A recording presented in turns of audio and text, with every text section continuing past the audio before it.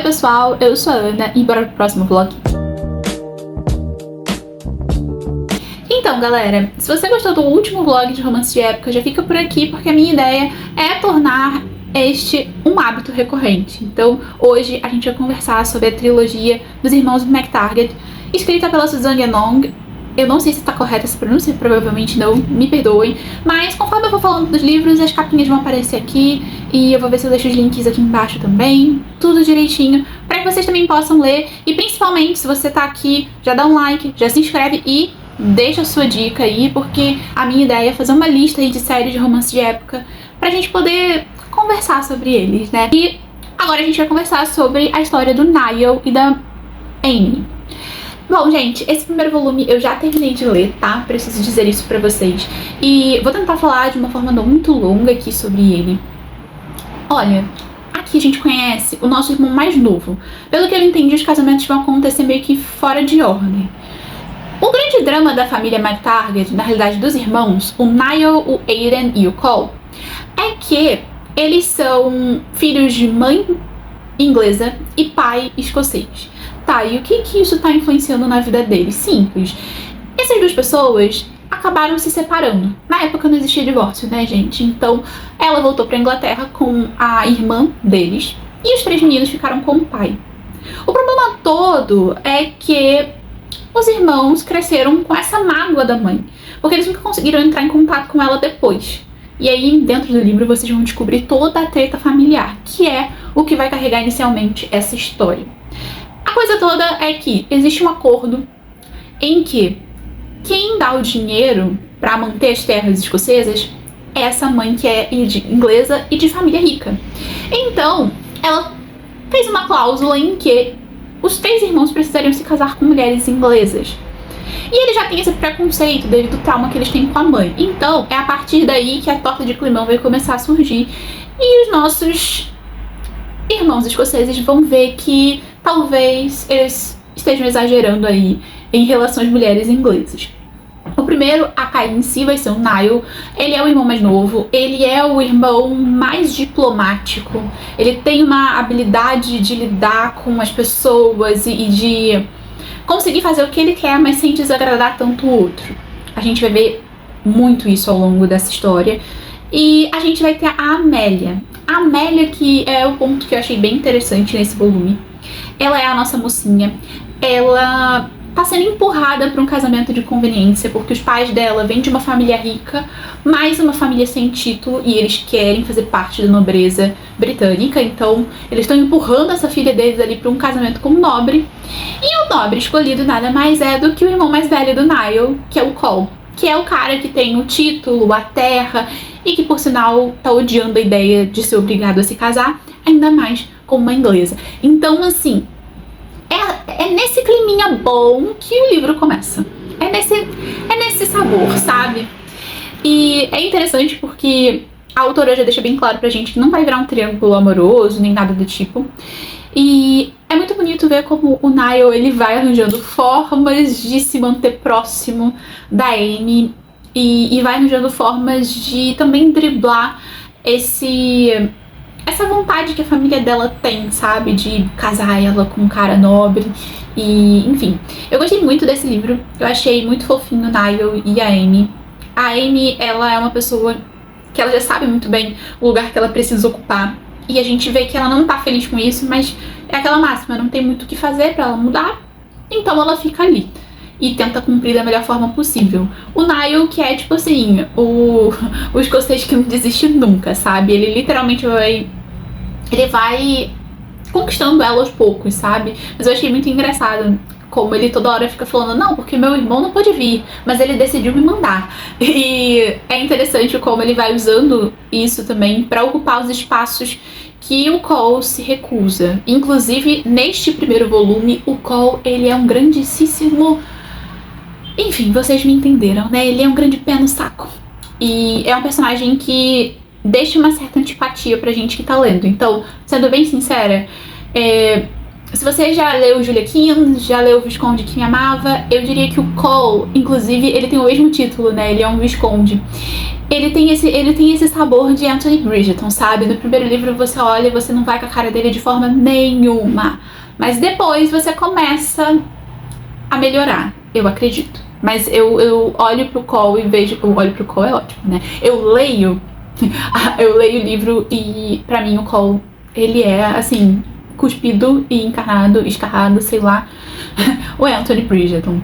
Então eu indico esse livro pra vocês, eu tô gostando bastante. O Niall é um fofo, ele, enfim, é o equilíbrio, eu acho, entre ser essa pessoa que luta pelo que quer, mas também ser um cara gentil quando ele... É aquilo, né, gente? Sempre com aquela ressalva de que é um romance de época.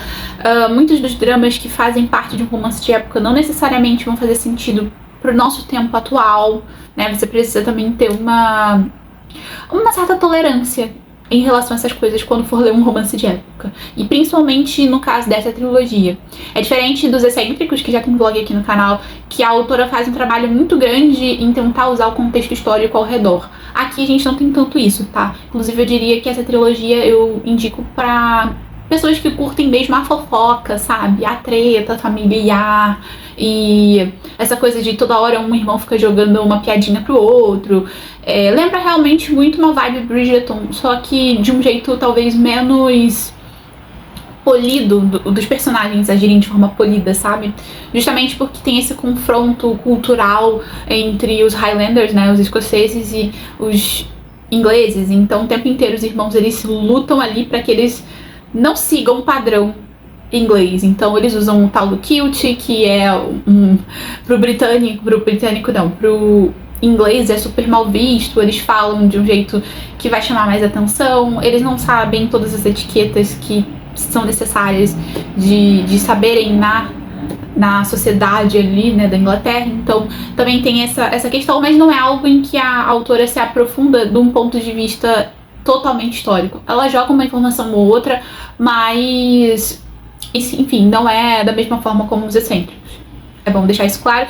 E agora, gente, eu vou pro segundo volume, porque eu já falei bastante, já vão dar 10 minutos, eu espero ter convencido vocês já a começar a dar uma chance pros irmãos MacTaggert.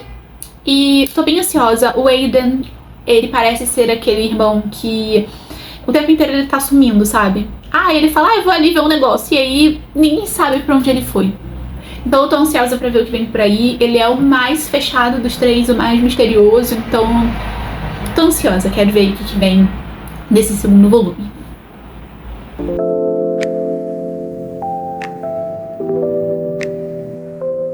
Eu terminei o segundo livro, eu tô aqui tomando café, eu mostrei um pouquinho alguns takes, né, pra vocês, e eu queria conversar um pouquinho sobre o que eu achei até aqui. Eu já peço desculpa em relação ao reflexo do óculos, tá, gente, mas aqui na sala não tem como, por conta da luz, fica bem complicado. Mas deixa eu só vir aqui pro título, porque esses títulos são muito longos, na minha opinião, entendeu? E aí é complicado, sabe?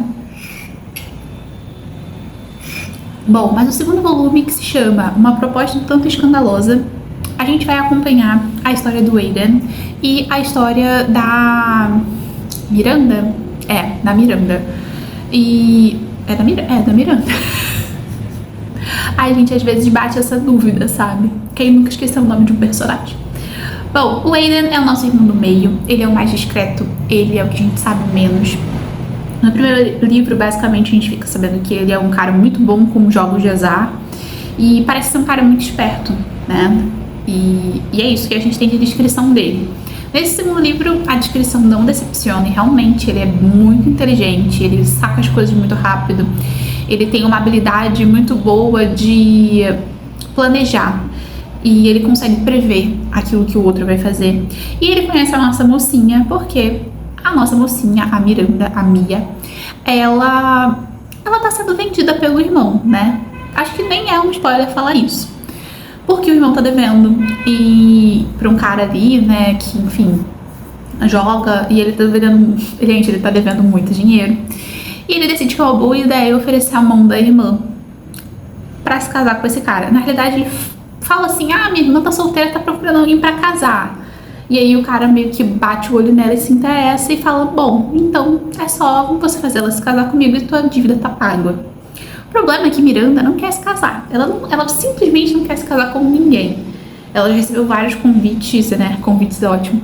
Vários pedidos de casamento e ela não quer se casar porque ela acredita que ela deve ter algum tipo de sentimento pelo cara com quem ela vai se casar e até agora isso não rolou. A gente não precisa dizer que fica um clima todo muito estranho, porque é um livro que eu acho que talvez, em relação ao primeiro, já vai tratar de um assunto que é um pouco mais sério, vai falar sobre a questão do vício com jogos de azar.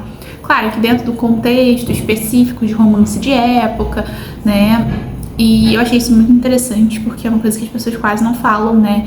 E é muito louco pensar que o romance de época lá de 1700 e lá tem tudo a ver com um vício que hoje em dia as pessoas têm, com essas casas de aposta que hoje são legalizadas e ainda assim elas prejudicam os outros, né? E eu acho que a Miranda, como essa mocinha que não gosta de caras que jogam, que, enfim, tem uma pessoa na família dela também que tem esse mesmo problema do irmão, e ela simboliza tanto esse ranço em relação aos jogos, eu acho que isso é uma experiência interessante ver como um romance de época se interliga com o presente, sabe? E a Miranda é muito carismática, ela tem um pensamento muito forte, ela consegue suportar muita coisa, assim, ela é uma personagem que o caos está na frente dela e mesmo assim ela não desmorona, e eu acho que essa a grande característica dela. E não é à toa que realmente o Aiden, ele vai se encantando por ela, e é muito fofo acompanhar eles. Eu acho que apesar de falar desse assunto que é um tema um tanto quanto pesado, a gente tem um contraponto do Aiden, que é esse cara que é esperto, que é habilidoso, que consegue entrar e sair dos lugares, que convence as pessoas a gostar dele com uma certa facilidade. E eu acho que dos três ele é o irmão mais interessante em relação a pensar a forma como ele se move no mundo, sabe? Ele realmente chama a nossa atenção, porque ele é muito esperto, ele já tá pensando em 3 coisas ao mesmo tempo, e ele tem um plano atrás do outro, e eu acho que isso torna o livro dinâmico também, porque o Aiden, ele é esse personagem que tá sempre puxando uma coisa nova pra acontecer. Bom, gente, eu não vou falar sobre o final, mas eu acho que o mais interessante desse casal é acompanhar essa jornada, entender o tema também que ela tá trazendo por trás do romance em si, que é essa questão dos jogos. E, enfim, é isso. Eu não vou me estender muito, porque a gente sabe que, né, não dá pra dar muito spoiler pra vocês, senão perde a graça. Mas eu gostei bastante, eu gostei mais do que o primeiro. Eu acho que aqui nesse segundo livro a gente começa a ter uma justificativa um pouco mais plausível, né? A gente começa a ter uma justificativa que realmente gera dificuldade pra eles estarem juntos. No primeiro livro eu senti que era muito mais uma questão de que tinha um decoro por trás, sabe? Do que realmente uma dificuldade. E, bom, gente, eu já comecei o terceiro livro, mas falta pouco pra eu terminar, na verdade. E eu vou conversar com vocês, mas vai ser mais tarde. Eu acho que hoje eu ainda consigo terminar ele. Então esse vlog vai ficar bem mais curto que o outro, mas por um lado significa que a minha leitura tá fluindo e que os livros têm esse efeito realmente na gente que tá lendo, mas por outro também significa que o vlog vai ficar um pouquinho mais curto.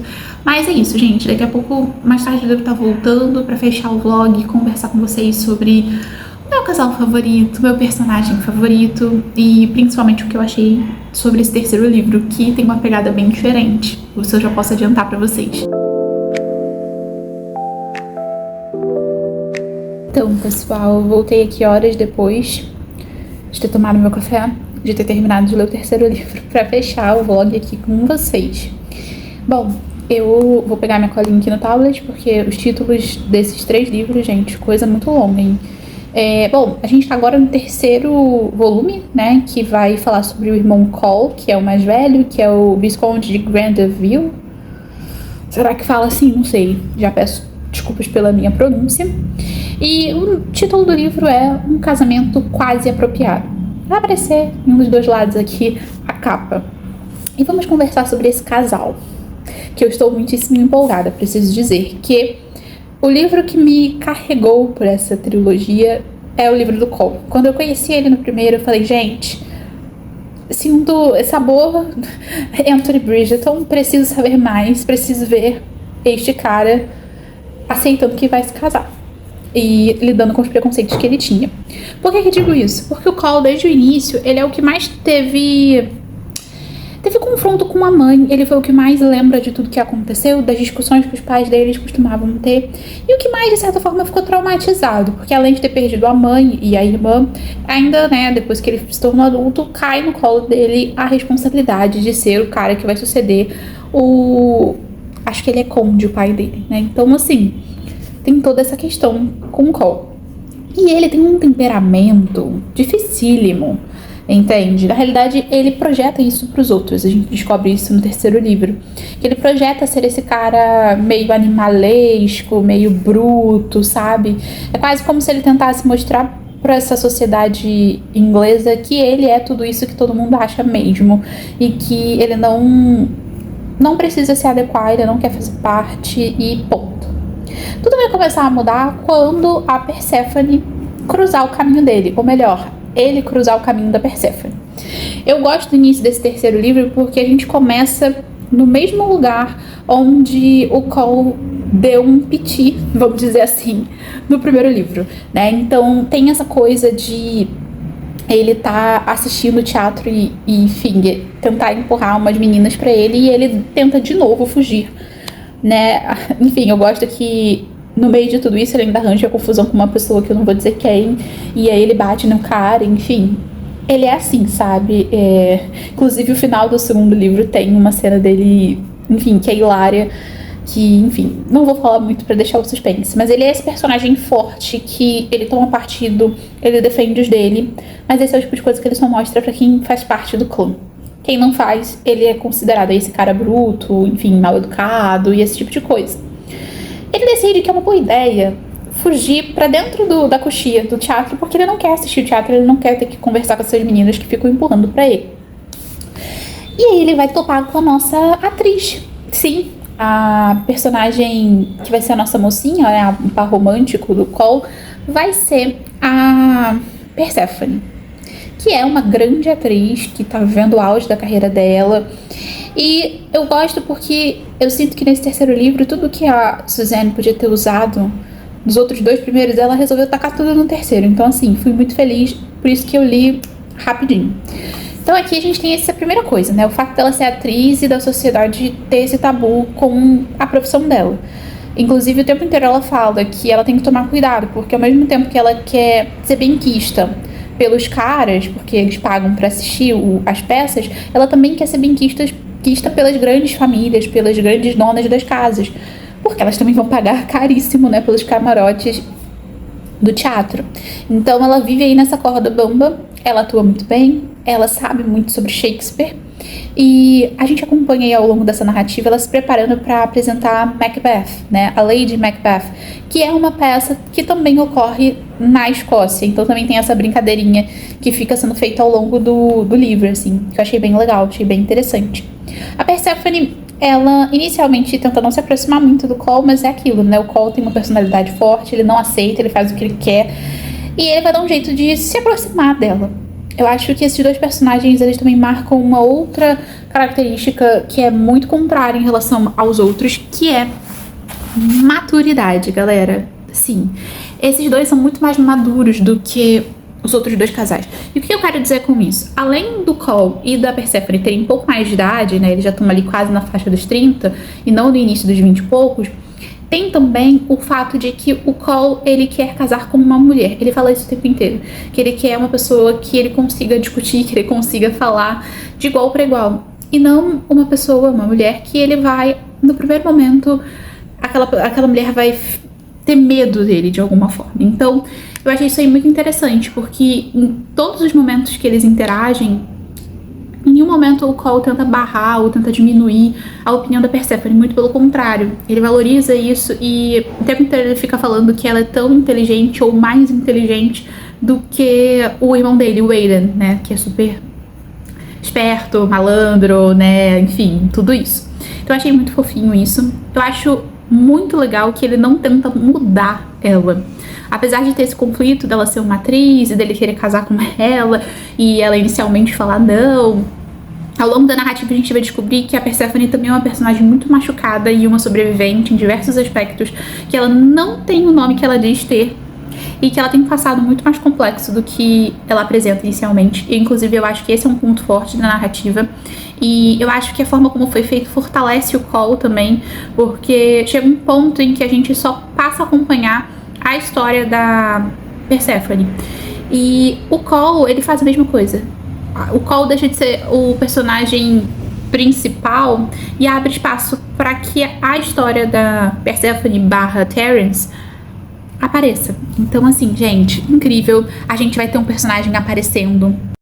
Incrível, a gente vai ter o pai deles vindo da Escócia, porque, assim, né? Não lembro se eu comentei com vocês no início, porque o pai deles, teoricamente, estava entre a vida e a morte. Teoricamente. E, enfim, né? Acredito que isso tudo era uma grande forma dele tentar manter os filhos próximos, mas não rola, e eles vão pra Inglaterra. E esse pai vai pra Inglaterra atrás aí do filho mais velho para entender o que tá acontecendo, por que ele decidiu colocar toda a reputação da família à prova. E aí ele vai ter uma grande surpresa vendo a forma como o Cole e a Persephone se relacionam. Então, assim, gente, pra mim, fazendo o ranking, primeiro lugar, Cole e Persephone.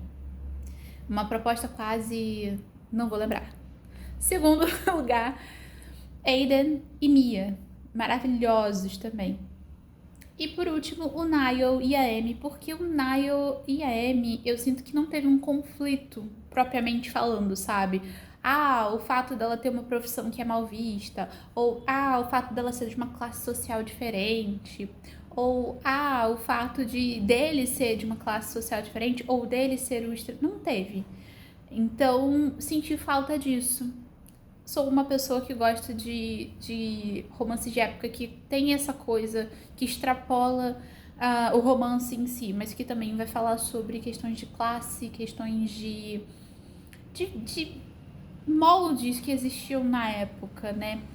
Não é à toa que eu acho que a Jane Austen ela é tão atemporal, né? Quando a gente pega os romances dela, a gente vê que, apesar de ter toda essa carga do amor e tal, do casal, tem também grandes críticas sociais da época em que ela vivia e sempre feitas de uma forma bem irônica, né?